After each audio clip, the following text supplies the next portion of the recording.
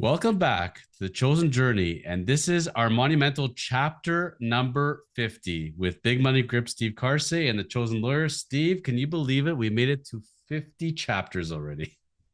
Yeah, it's crazy. It goes so fast. It's just very enjoyable to sit here and talk about many things, whether it be baseball, whether it be life, whether it be having a guest on occasion and talking about their journey throughout life and baseball and whatever brings to them. So good milestone to reach and look forward to doing many more with you. If you recall, you were on my podcast, The Chosen Life. We had reunited after about 10 years. And after the episode, I was so excited about how it came together. One night, it's funny, it just, hit me like a landslide because we had discussed about writing a book together and we had started a couple chapters. And then, as I told you, I pitched you the idea. I wrote it out that night. It was like 11 o'clock at night. And it hit me. If we had gone and done all those interviews, and written a book, but never had recorded those interviews, I felt like it would have been such a shame. And now we had the opportunity to, in fact, do that book, but do it as a series. And for people to get to hear you in your words and with your expressions, I was so grateful that we didn't, that it evolved the way it did. When I pitched you originally the idea, what was your initial reaction off the cuff? Did you think I was nuts or what came to be in your mind? Yeah, I thought you were crazy at first. I'm like, who's really gonna want to watch a docu-series? But as it plays out, I think, slowly but surely people are understanding what we're about, right? Whether it be sports, or just talking in general about life and about where we're at in our lives, where we're going, and then with the people who watch, maybe they can reflect and see where they're going with some of the words that we say and some of the guests that we have on because I think we are all over the spectrum, so to speak, with different people we have on, different life lessons that they can teach all of our people who listen, and then obviously, what we've done in our lives up to this point. And we sprinkle in your life all the time and hearing bits and pieces about your journey, and it helps reflect as far as understanding the baseball background, but then the life background as well. And we love sharing the stories. And then, but again, you wanted to have it also other people's stories and people to understand. These are all life journeys, and they inevitably come from the baseball world. Think about like Fred Clare and Jim Morris, the rookie, and we just had Kareem Garcia, three people that are baseball lifers, so to speak, came in very different ways, very different experiences. But you notice they shared a lot of similarities. Good-hearted people will take the shirt off their back for a close friend or anybody, uh, and just so diverse, but yet cut from the same cloth, so to speak. Yeah, and I've learned so much from just the three guests that we've had on, that we've talked to, that we were, blessed enough to interview, and them taking the time out of their day to, be part of our program. You know, I continue to learn every day. Something pops up and something's new, and I always reflect on, how I can be a better person moving forward if, I make a mistake. And I think we all make mistakes. I think we can all learn from our mistakes and be better people in the future than what we've been in the past. And again, I just am very pleased that as crazy as I thought this was, that we pushed forward, we moved ahead, we started the docu series, and we get some people to intake and watch what we're doing. Imagine in 10, 20, 30 years from now, watching the Fred Clare chapters, and the man, what he experienced in baseball and then in life, and understanding how is this man possibly alive, considering what he's been through, and then to devote his life to the charity work that he does. I see his postings all the time on LinkedIn, and he's very, very active on social media. And he is literally devoting every second of his life to support doctors and research and supporting more charities, and he's going a mile a minute for a guy that people his age are lucky to just get up in the morning, and go buy a banana at the supermarket, come back, and this is their day. And this guy is still going with the energy of a 30-year-old. It was when I have a bad day sometimes, Steve, I'm thinking, oh, life sucks and this is not fair. And why do I have these aches and pains? I think about Fred Claire and I'm like, yeah, I guess I don't have it so bad actually. He's a real inspiration. No doubt about it. The stories that he told, throughout his career as being part of the Dodgers and others, it just gives a little bit more insight into what baseball is and what goes on behind the scenes. You could tell, I could see it in your eyes. If the worlds would have aligned and in some way or another he would have been your GM at some point, you could tell you guys would have got along very well. Similar mindsets, hard work, no nonsense, direct. Like for a guy like that to be able to be in Kirk Gibson's face, at his peak and be able to, not back down. This guy was a no BS shooter. And I know you're the same way. And it's rare to see guys like that anymore. And I don't know how many more Fred Claires we'll see in this world simply because people are afraid to speak their mind and be who they are. And that's one thing that he really inspired me was to be authentic. Don't worry what others are going to say. Be true to who you are, and that's the way to live. And good for him. And he made a great life out of it, and he's still inspiring others. Yeah, absolutely. Great interview. Even a better person. Just meeting him over our interview, and you're right. It would have been nice to play for him, but or underneath him as a GM. But again, timing is everything, and sometimes it doesn't match up to who might be the best for you, and you just kind of roll with the punches. Today's episode, Steve, you're gonna have the spotlight on you a little bit and different kind of direction. We've touched upon this a little bit, but I really wanted to analyze this because you want to talk about chosen journeys and life decisions, etc. Right? And you talk about the story driving by Shea Stadium. I know I'm going to play Major League Baseball. This is my life. This is where I know I'm going to be, which is fantastic. And you manifested it, and you happened for you. But as we talked before also, and you mentioned the numbers, the odds of being able to make it to the majors is so slim to none.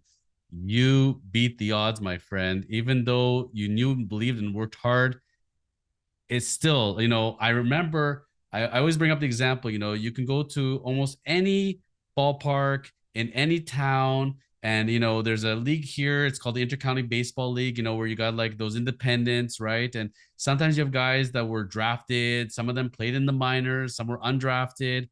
And you're watching some of these guys. You're wow, like look at the speed on the bases, look at his fastball. And then I think in my head, you know what? If we go down to California, if we go down to Texas, there's 10,000 of him. And guess what? He's just another number then. He is the big fish in the little pond here. Go send him to the big pond and he becomes a little fish all of a sudden. And I got to ask you now, reflecting on life and where things went for you, it's amazing how one thing changes and everything else domino effect in life. Let's say the world had changed for you and for whatever reason baseball was not in the cards, whether it was going to be due to injury, whether it's due to somebody politically, one coach didn't like you or somebody didn't vouch. I don't know. A lot of things obviously stars have to align, obviously. Yeah. So you've heard of guys that have all the talent in the world, but people don't like them or people didn't, push for them or somebody else took over their spot and they rotted on the bench. Whatever it is, Steve Karsay never made it to the major leagues. If we were sitting here today, Steve, where do you think life would have gone? What would Steve Karsay done for a living? Was there a backup plan? And what was that backup plan? And if not, if life didn't go through baseball, where do you think, your journey would have gone? That is a great question. And to be honest with you, I really couldn't sit here and tell you what path I would have taken. If baseball was not in the cards and I didn't get drafted, my hope was to go to college to play baseball, and then I would have went to college and tried to figure out what my path would have been. What major I would have taken, what uh, you know part of the world I wanted to go in would have been finance, business, architecture, uh, you know, police work, FBI, things like that. I don't know. You know, I played hockey as well growing up, and was told that I was pretty good defenseman. So that was another avenue that I might have tried to pursue if baseball wasn't in the cards for me. But as I got to 16, you just hear whispers, right? So not that you take it for granted, but you hear whispers like, okay, this guy's got a little bit of talent. He does things a little bit different than everybody else that's on the field. And that's what the Fred Claires and, the scouts out there, they see. They say that, hey, this guy here, he has a little bit more power than everybody. Hey, this guy here, his glove is a little bit better than everybody. Hey, this guy here, he can throw a ball a little bit different than everybody else. And then, they kind of start making their decisions. And then once you get into, again, the junior and senior year of high school, and you hear that would have possibly been the avenue to go, I secured a scholarship to LSU. And again, that was my goal coming out of New York. I wanted to try to um, create some financial relief for my mom, who was working two jobs at the time. And, I tried to, play a sport to get a scholarship to help relieve that. And then from there, I would have went to college and like I said, probably have chose a path that would have been much different than where I'm at right now, if baseball wasn't in the cards. If things hadn't worked out with Jays and you went to LSU, were you going to take business? Was that the game plan, or just take general undergrad and figure it out? That's what I would have done. I would have taken general classes for my first 2 years, and then I probably would have figured out which way I wanted to go, in life and in the outside world once college was over and you graduate with a degree. Well, I can tell you this much now. Seeing you without the hat, I never realized this before, but they ever made the Al Leiter movie. I think you could have played Ha! him. Have you ever gotten There that? you go. I have not gotten that. I never realized it till today, but I no, yeah, there's a bit of yeah. resemblance to Al Leiter. Not a bad thing, but Well, we're both from the same area, right? So yeah, you yeah. kind of, a lot of people look the same from the same area. He was another one that, like, it's, I remember with the blisters and the blisters, and he got traded for fan favorite Jesse Barfield, and is his career ever Hmm. going to take off? You know what? And he found himself a nice little career at the end, and Al did quite well for himself and still active in the broadcasting part. Absolutely. He had a great career. And he was part of that 2001 game as well. So be it on the bench, but he was at the game and was able to watch an interview that he gave to Mark DeRosa on MLB Network about what had transpired when he was with the Mets, because that's who he grew up liking. Considering your knowledge of the game, your experience of the game as a player and a coach, uh, the great sound bites, this is obviously this is a natural thing for you as far as being on the camera, speaking your mind, analyzing the game. I got to ask you, if MLB.com, the MLB network calls in and says, Steve, I've been watching The Chosen Journey, and you know what? It's a travesty of justice. So you're not on our show. We need to get you in here immediately. Would you consider a career in broadcasting? Yeah, I would actually. That would be definitely something I would, pursue if the right opportunity presented itself. Again, I just love talking baseball. It's in my blood. I love knowing what's going on in the game, even if I'm not in it anymore. And I just really appreciate uh, everything that goes along with baseball outside of the game itself. Where would you see yourself? Would you do the play by play, the TV analyst? Would you be in studio? Would you be doing on the field interviews? Like, where would you see yourself as a broadcaster if that presented itself? I would like to be in studio or like a color analyst on somebody's hip who can really put things together and speak the game in calling a game, because I think there's an art to that. I think it's a special talent to see some of these broadcasters uh, be able to watch a game and just ad lib different things in as the ball's being hit, and then just obviously knowing so much information about each player on the diamond. It's pretty spectacular to watch. So one thing we've never discussed, but this is a big brouhaha right now in the world of baseball. I'm sure you've heard about this. So you got the TV crew and you got the radio crew, right? And part of me never understood why they don't just put the TV crew broadcast on the radio since they're there anyways, but that's a whole different matter for another day. But with the radio crew, some teams, including the Blue Jays, on the road games, they leave their radio crew at home and they watch it remotely. And there's, people are up in arms about this, saying it's not authentic. Radio is huge. You're losing a big fan base. It's such a different feeling. Have you ever put any thought as far as TV versus radio and the allure of it, and both crews having to be on the road? What's your thoughts on the subject matter? I haven't really looked too much into it. It's kind of new to me that some of these teams leave their radio broadcast crew at home.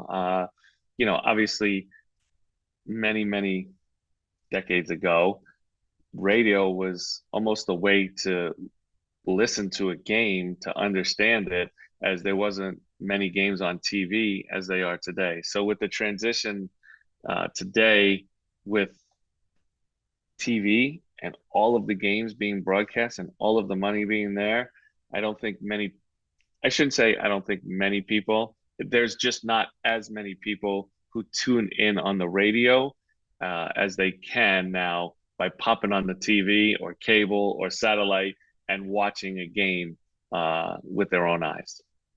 And it's obscene how accessible games are more than they ever were, and you could put four games at the same time and picture in picture. The technology is mind blowing, and I will give MLB credit. I think they were one of the more trailblazers as far as being able to have the sport out on the internet and ahead of the other leagues, and that's where the money is, and that's where a lot of these contracts, people are saying, how can they afford to play these players? Yeah, the gate revenue is really good, but the TV's money is really amazing as well. And the dollars you're talking about are just astronomical now in sports when it comes to these revenue streams, so to speak. It's interesting because again, I if I just one thing I would say is watching both, and sometimes muting one and the other. What you already have the recording anyways on the TV. Why not just put that on the radio? Wouldn't that work? Yeah, I mean, again, it's a great question. I just think again, there's different ways that you can go about it, and some people are just made for radio.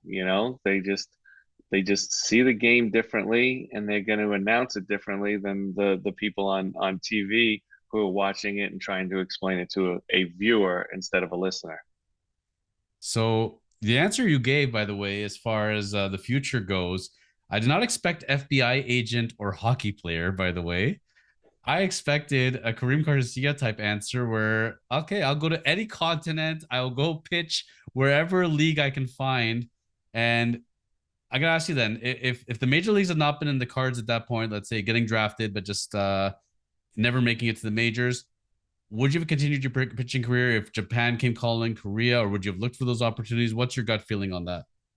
Oh, my gut feeling I would have played the game. I love the game. It's a desire for me to continue to watch the game, and no matter what these rule changes are and whatnot. The one that's really gonna put me in a bind, so to speak, is if we have robot umps.